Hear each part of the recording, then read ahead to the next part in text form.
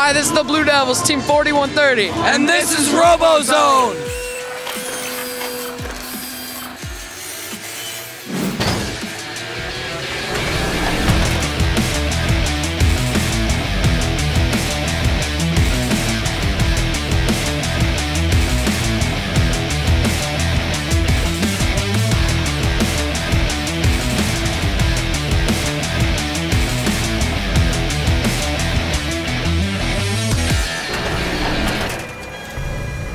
RoboZone is presented by Lawrence Technological University. Possible is everything. Toyota, let's go places. Fanuc America, innovative automation solutions. Hino Trucks, the fastest growing premier medium duty nameplate in the United States. And Operating Engineers 324, we keep Michigan running. Coming to you from the campus of Lawrence Technological University, I want to welcome you back to the only show that eats, breathes, and builds robots. Welcome back to RoboZone. I'm your host, Lauren Plant. Well, this is it, robotics fans. After 6 weeks of intense competition and 18 events across the state, the 2015 First in Michigan District season is now complete. We all know by now that this was the biggest and best season ever. 347 teams and 1,700 matches over the last 90 days. The results of our final 3 district events were critical to a bunch of teams still hoping to advance to the Michigan State Championship. The robots keep improving and the Recycle Rush scores keep climbing. Let's get to Week 6 action, and we'll begin in the Lansing area. Mason High School was the final district outing for a full roster of 40 teams playing at the Lansing district. Big names in Lansing included Ortonville's Team 68, Trucktown Thunder, Wyoming's Team 858, the Demons, and Sagadaw's Team 703, Phoenix. But the team to watch was Team 314, the Megatron Oracles from Flint. Big Mo was one of only 2 teams at Lansing playing for their 3rd time. With 2 previous 2015 district wins already this season, 314 were favored to win again in the bonus lottery spot at Lansing.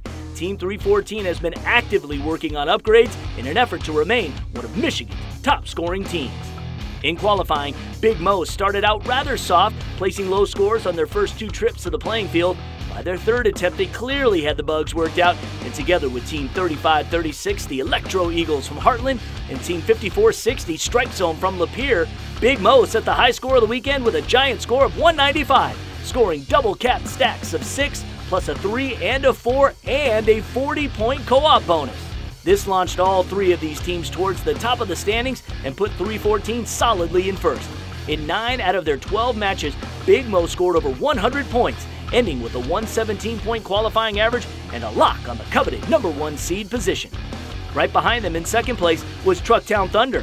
Fresh from their experience at Centerline the week before, Trucktown stood out from the remaining 38 teams with an average of 108 in 12 rounds. It was no surprise in the Alliance section that these 2 top teams chose each other, adding Lapeer Team 1684 Chimaras as their 3rd.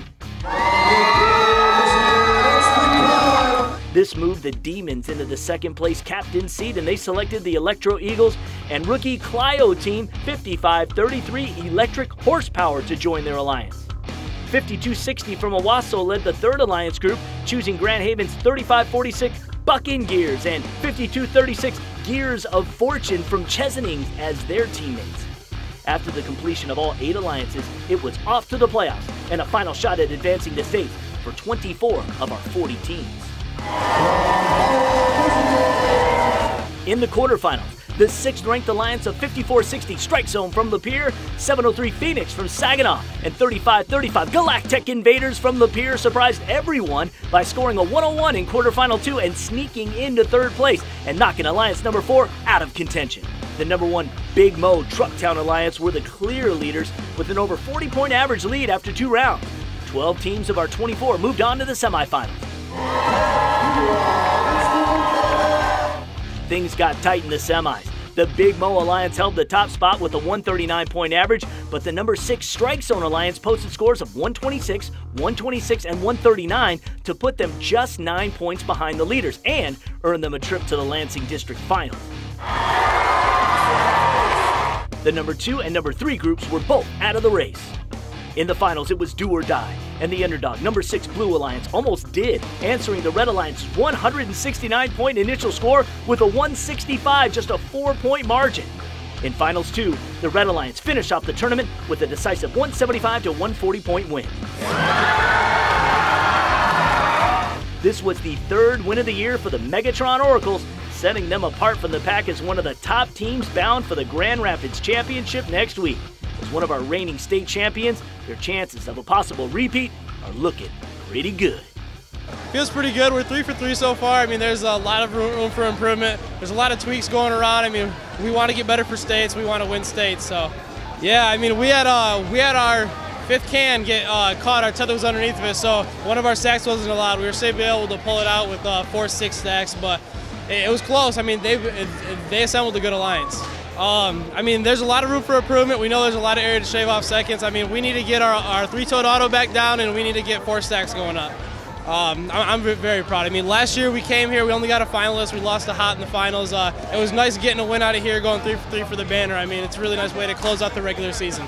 It's just like working with your best friend. We work in sync. We do the same things. We talk to each other. We get through it, and we did, and got a blue banner. So. I was going to be happy either way because Strike Zone on the Blue Alliance is our sister team and it's their rookie year, and I would have been extremely happy for them, but of course I did want to beat them a little bit. Oh my God, amazing. I cannot wait. I cannot wait to go further. Lawrence Technological University takes pride in providing its students with state-of-the-art equipment and experiences beyond the classroom. As part of the new Taubman building, robotics students will be able to get one-of-a-kind experiences with brand new labs and equipment.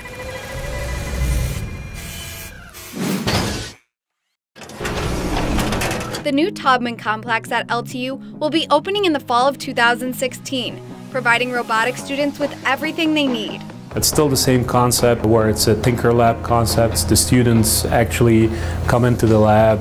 We don't use a lot of kits or pre-built robots for them, but they build everything from scratch. So they have the basic measurement equipment.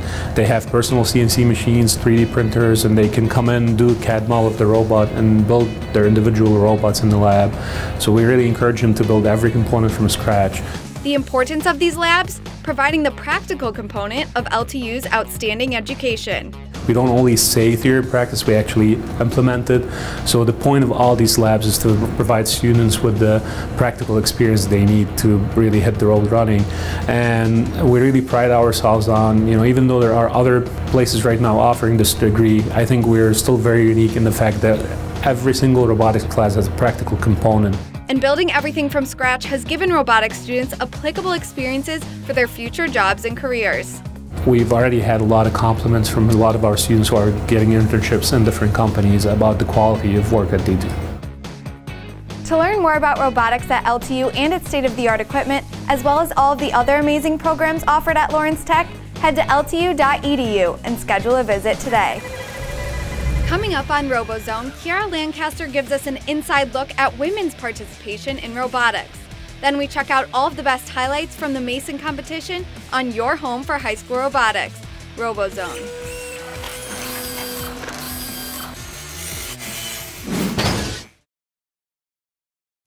Since 1932, Lawrence Tech's motto has always been theory and practice, meaning you don't just learn theories, you also get hands-on practical experience. So students in all the engineering concentrations get the chance to work closely with our professors, using the advanced equipment and facilities here. As captain of the Baja SAE team, I was able to take what I learned from my engineering and entrepreneurial courses to prepare a race-ready vehicle for competition. But the best thing is the adrenaline rush you get taking that car off the jump. You may not know us, but you know the things we do. We build landmarks, buildings, highways, bridges, and pipelines. We build rewarding careers. We operate. We maintain. For over 100 years, we've kept Michigan running. And we'll keep it running. We're Operating Engineers 324. And we're proud of being part of something special. Join us. For over 30 years, we've been the leading supplier of robots, CNCs, and factory automation to American manufacturing. We help companies reach production goals locally and globally with bringing manufacturing back to North America. Our innovative technologies provide world-class quality and efficiency. We train, educate, and develop highly skilled workers, harnessing the power of man and machine together. We are the future of manufacturing. We are FANUC America.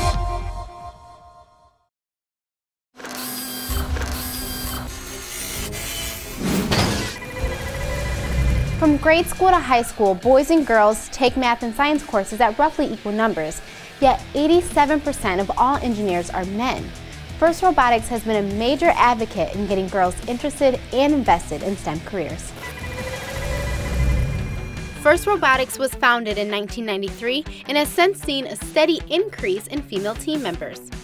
We have women from on almost every single team in large numbers. It used to be that it was maybe 10%, then 20%. Probably in Michigan it's more like 30% or higher. We just are reaching every kind of student everywhere. I'd say even on my 4 years just in robotics, I've seen a big growth in girls on robotics, and especially just girls working on the robots too, not just in the stands. So it's something that I think is really exciting. Last year we had 3 girls on our competition team, and this year we've got a girl on our pit crew in our comp team, which is pretty great. So I think it's really inspiring for girls to see. Ellen Green began her robotics journey in middle school by joining a Lego league. In high school, she was a captain of the Killer Bees, and now she's in her freshman year at the University of Michigan studying industrial mechanical engineering. For Ellen, breaking that gender barrier took confidence and courage. It is kind of intimidating, especially when I first joined the team. I saw the drivers and people like that as people that I looked up to, but I could never be. And as I got older, I realized that more of that is leadership than anything else. So if you do have good leadership qualities, you can go anywhere in the world. Ellen joins only 17% of industrial mechanical engineers that are women, and being somewhat of a trailblazer isn't always easy. Unfortunately, I would say that the barriers that I started with are still there. Even when I go to class, being at such an elite school, it's oh, well, you're only here because you're a girl, and we need more girls in engineering. That's the only reason you're here. And that's unfortunate, and lots of times it comes off as a joke, but people don't realize that the girls take that seriously. But Ellen does not let conflict stop her, and she makes it her mission to encourage other women to do the same. So my junior and senior year as a leader on the Killer Bees, I definitely made a strong push with female leadership, especially on the technical side of things.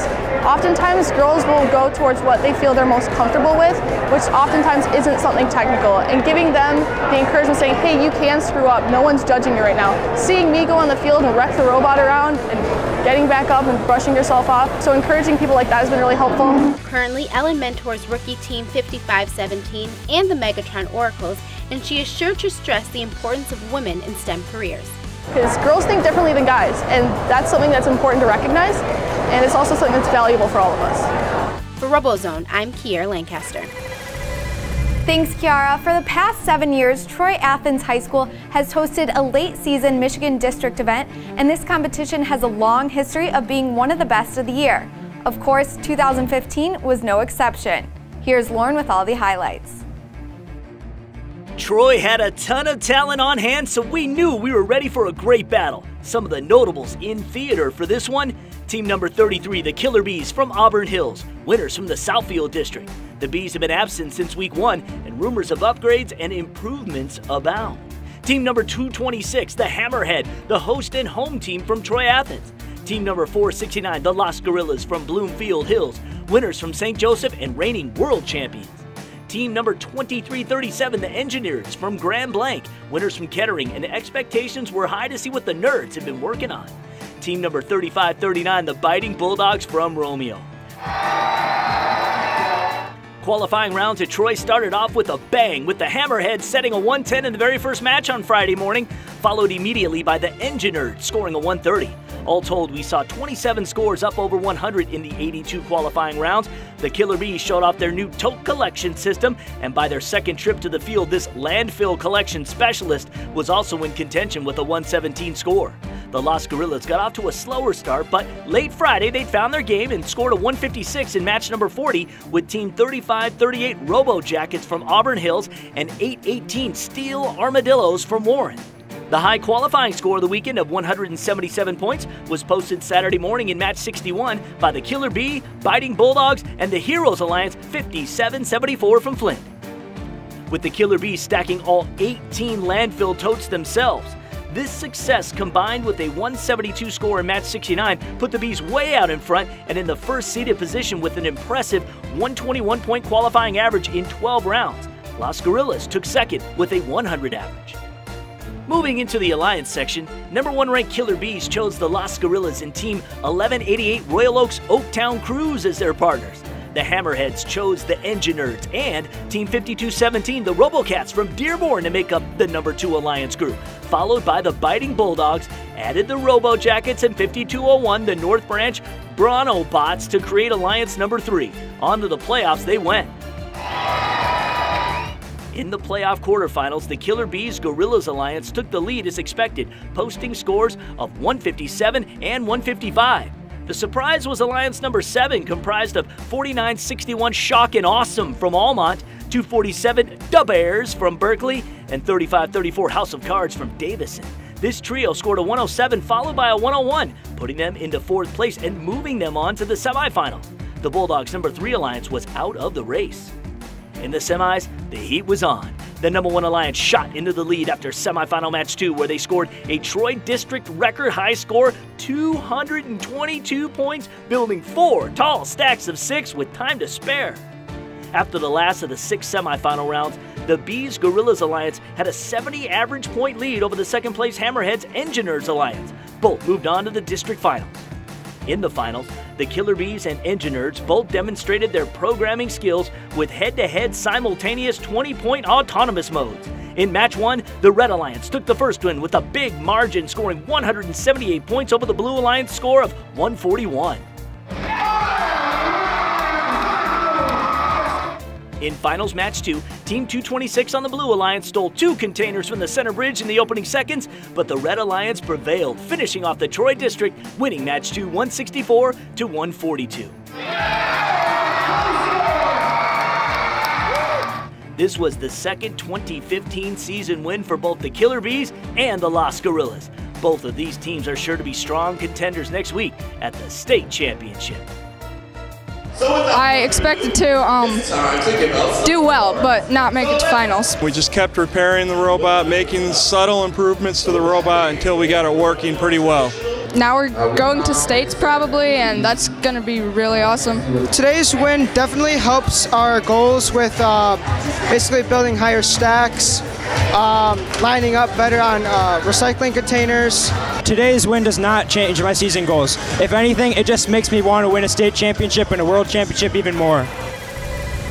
Thanks for sticking with us here on RoboZone. Coming up after the break, we catch up with highlights from the Troy District, followed by rankings and a look ahead to the finals from our resident expert, Jim Zondag. Next on RoboZone.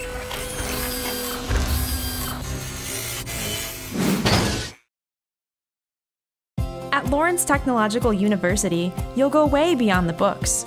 Professors with real-world experience deliver hands-on instruction in small classes, helping students land co-ops, internships, and research projects. By graduation, 80% of LTU students have jobs or plans to pursue master's degrees. And most Lawrence Tech grads earn more than their peers. So if you're ready to embrace your possibilities, we want you at LTU.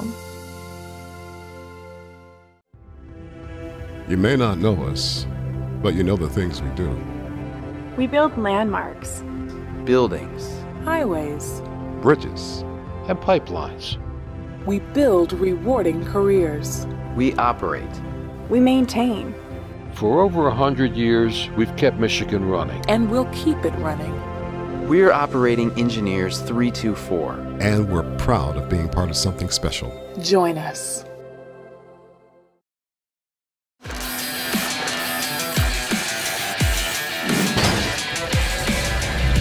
Welcome back to RoboZone. I'm Stephanie Funkhauser.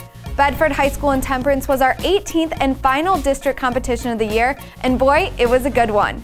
Bedford had an abundance of teams playing for their 3rd time, with a total of 15 teams playing a bonus event at this competition. We saved the best for last. Deep in the southeasternmost part of the state, many of the big names in Michigan FRC were in the house at Bedford, including Team 217 Thunder Chickens, 548 RoboStangs, 1189 Gearheads, 2137 Torque, and 3641 the Flying Toasters. With all these great teams in the house, it was sure to be a great show. But the real star of the weekend was the home team, 1023, the Bedford Express. Coming off back-to-back district wins at Southfield and Woodhaven, the Bedford Express showed us that they were certainly not done making improvements to their Recycle Rush gameplay. The qualifying rounds at Bedford started off with a 200-point score in match number 1, set by teams 548, 1189, and 217. This set the tone for this high-scoring event. Bedford was our highest-scoring Michigan event so far, with an average qualifying score of 92 points. In qualifying match number 7, Bedford Express hit the field and demonstrated their most significant recent upgrade, a new 20-point autonomous mode, and earned 169 points on their first try. Throughout the day on Friday, Bedford continued to post very high scores, placing 3 cap stacks of 6 totes nearly every time they took the field. They were clearly taking the Recycle Rush game to a new level. By the conclusion of the 80 qualifying rounds, the Bedford home team had amassed a qualifying average of over 172 points, the highest level set in our state so far, and over 3 times higher than they scored in Southfield in Week 1. High qualifying score of 220 points this weekend was set in lucky match number 13 when 1023 played alongside Team 3547 Virus and Team 5612 the Roboraptors from Bentley. Bedford Express finished in first place at the end of qualifying, followed by the RoboZone in second, the Gearheads in third, the Flying Toasters in fourth, and Team Torque in fifth. Lots of scoring power from these great teams. In Alliance section, Bedford Express teamed up with the RoboZone and the Dundee Viborgs to form the number 1 alliance. 1189 Gearheads capped in the number 2 alliance, selecting the Flying Toasters, and 5252 the Cyber Tigers from Detroit. Team Torque led the 3rd alliance, choosing 217 Thunder Chickens and 3773 Tecumseh's Cobalt Commanders. In the playoff quarterfinals, the number 1 Bedford alliance blew away the competition as they posted a record-high 199-point average score in their 2 rounds, leading the pack by an over 50-point gap. The number 6 alliance of Team 862 Lightning from Canton, 3322 Eagle Imperium from Ann Arbor, and 2832 Livonia Warriors finished in 4th place, moving on to the semifinals, leaving alliances 4 and 5 in the dust. In the semifinals, it was more of the same. The Bedford RoboZone alliance broke the 200 mark in semifinal 6, giving this number 1 group a ticket to the district finals. The number 2 Gearheads Toasters alliance took second, eliminating alliance 3 and 6 from the playoffs. The Bedford finals seemed like a sure thing for the number 1 alliance, but Recycle Rush is a game of precision and mistakes can be costly. In finals match 1, things were off to a great start, but then the Bedford team faltered, dropping the recycling container as they placed their first stack of 6. They scrambled to recover but could not obtain another can, and the Blue Alliance began to overtake them. But their partner, Team 548, poured on the speed and completed 3 stacks to try to close the gap. The Blue Alliance finished with 3 stacks of 6, and the score was getting to be very close. When the final score was posted, it was Red Alliance 142, Blue Alliance 141. Just a 1-point victory for the home team. Doesn't get any closer than that. In Finals 2, the Red Alliance got their game back and went all out for the final match, setting a record win of 236 to 150 and finishing the event. How fitting that the very last district match of the year also set the highest score of the year. Truly a great partnership of teams. Bedford is now one of only 2 teams in Michigan with 3 2015 district wins. RoboZone finished with 2 golds and a silver. The Viborgs took home their first ever blue banner in their 4-year team history. With our upgrades that we made on our robot, because we're always looking to improve, we're looking to place pretty well in a competition, yeah. The kids have surprised me all year. Every time we go up a level, I think, and I caution them, I don't know if we're going to get more out of this, guys, and they turn it up another notch each competition. After Livonia, and after doing some thorough research on Chief Delphi and other robotics forums, we knew that we had one of the fastest can burglars, probably the fastest in Michigan, maybe not in the world, but very close. So we knew that the top seed alliance would be picking us. Well, after our first couple events that we went to, we didn't do so hot, but we kind of fixed up our robot and it was like, hey, we're doing great. But it was really more just to have fun.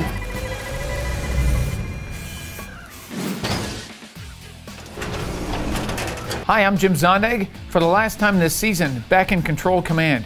18 district events are in the books. It's title time. First in Michigan has issued invitations for all 102 spots for the 2015 Michigan State Championship. This 3-day championship event will feature 2 playing fields for twice the excitement. This will be the largest FRC event ever held in Michigan, and it will be hosted at the Deltaplex Arena in Grand Rapids. We should see the Recycle Rush game elevated to new heights. I expect that we will see the overall qualifying average exceed 120 points per team, and I think we'll see top scores up over 250 points. What will it take to win the 2015 First Robotics Michigan State Championship?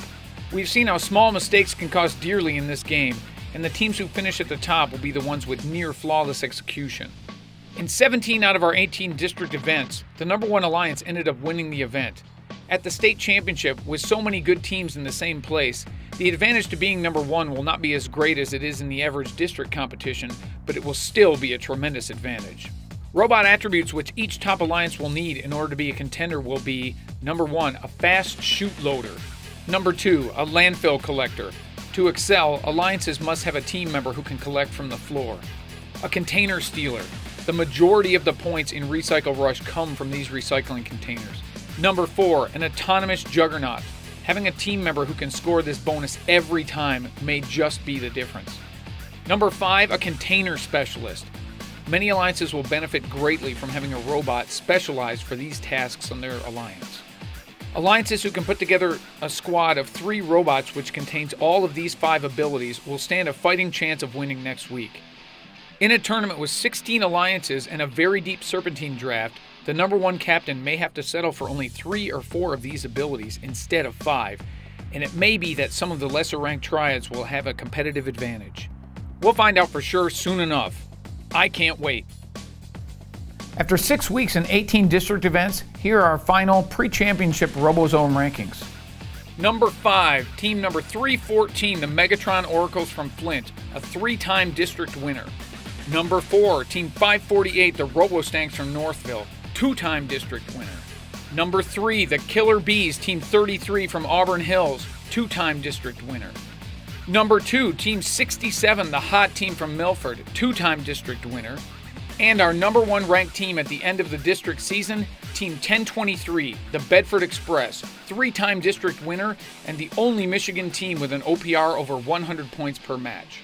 I expect all of these teams and many others to exceed their previous records at the Michigan State Championship. That's our show for this week, fans. We really appreciate you watching and looking forward to bringing you all the results from this year's 2015 Michigan FRC State Championship. Remember, you can catch up on everything RoboZone by going to our YouTube page, Facebook page, or Twitter page. Simply search RoboZone Show. I'm Lauren Plant, and we'll see you one more time next week. RoboZone is presented by Lawrence Technological University. Possible is everything. Toyota, let's go places. Fanuc America, innovative automation solutions. Hino Trucks, the fastest growing premier medium duty nameplate in the United States. And Operating Engineers 324, we keep Michigan running.